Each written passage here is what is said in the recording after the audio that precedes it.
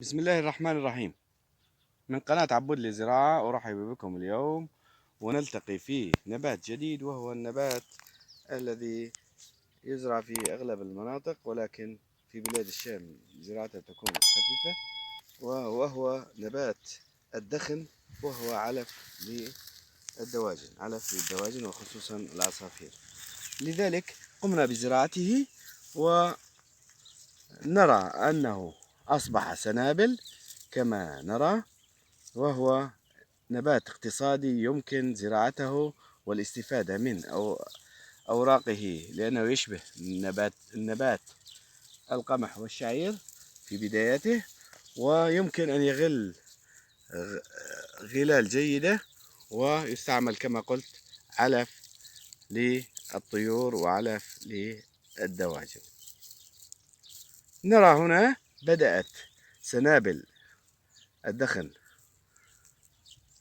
تنمو وتنضج، ونرى كمية إنتاجها بهذا الشكل، ويمكن زراعتها في مناطق بلاد الشام، وتنتج إنتاجا معقولا وإنتاجا جيدا.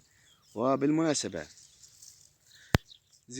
قمنا بزراعته كالبعل، قريب من البعل، ودون استخدام إلا القليل من السماد، سماد اليوريا أو الأزوت كما يقال علميا، سماد الأزوت. وضعت له كمية من الأزوت، وقمت بسقايته سقاية معقولة ومنطقية، وكما نرى ولأول مرة قمت بتجربته، لذلك سنشرح عنه وعن طريقة زراعته.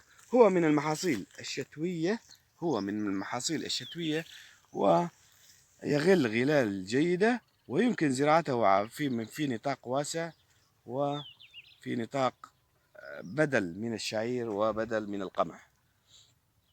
لذلك أنصح بزراعته، وهو أيضا اقتصادي، كون أن أسعاره عالية جدا، وهو أغلى من القمح وأغلى من الشعير، واستخداماته كثيرة، وجرى الطلب عليه في الآونة الأخيرة، وفي الوقت الأخير في هذه الآونة جرى الطلب عليه. وسنقوم بحصاده، وسأريكم بعض سأريكم بعض ناتج حبوبه. نرى أنه نضج نصف نضوج، وسنرى بعض الحبات. سنرى بعض الحبيبات، وكما قلت هذه حبيبات الدخن، وسأقوم بنثر هذه الحبيبات بهذا الشكل. هذه حبيبات الدخن، بالمناسبة هي تشبه نبتة الشعير في بذورها، وهذه بذور كما ترون، هذه بذور الدخن. من لا يعرفها يمكنه التعرف عليها، وخصوصا في بعض المناطق التي لم يتم زراعته بها، ويزرع بعلي ويغل غلال جيدة، وأسعاره اقتصادية جدا. هذه بعض بذور الدخن، والتي تأكلها جميع الدواجن، وهي من النباتات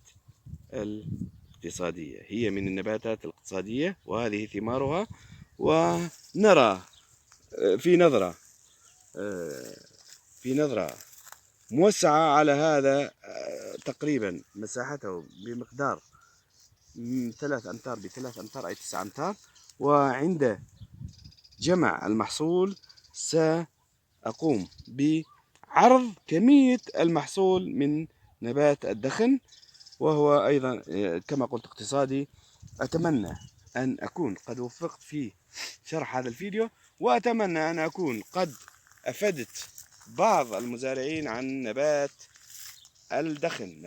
الدخن. ويمكن كما قلت زراعته في كل المناطق في بلاد الشام، ولا يحتاج إلى سقاية كثيرة. ونحن نعرف أن مناطقنا في هذه السنة الشعير لم يكن والقمح لم يكن بشكل مناسب، ولم يكن هناك إنتاجا للشعير. لكن هذا، ولا أخفي عليكم بأنني سقيته تقريبا 3 أو 4 مرات، وزرعته قبل الشتاء، وهو من المحاصيل الشتوية، كان معكم ريف حلب عبود عيسى.